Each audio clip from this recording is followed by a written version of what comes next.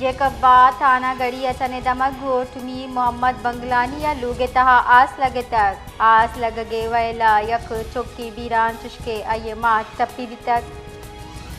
जेकब्बा थाना गड़ी असने दमक घोट मीर मोहम्मद बंगलानी या लोगे तहा आस लगगे वैला यक चौकी बीरान चुशके अये माट तप्पी भी तक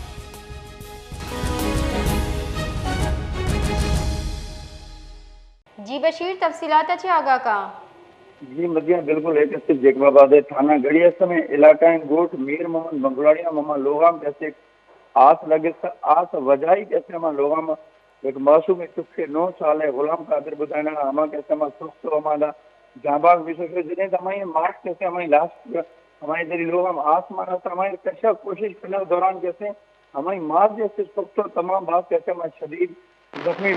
लाल से जख्मी कैसे मां सेवर अस्पताल मुंतकिल थलग बिगड़े जने त पुलिस पुलिस हमेशा कहते नगन पचक दौरान जैसे हमारी वजह अपने लोगों कहते आस लगी था हमारी वजह कैसे में वाक़या पेश आता जी मदिया बास बास मेहनतवार।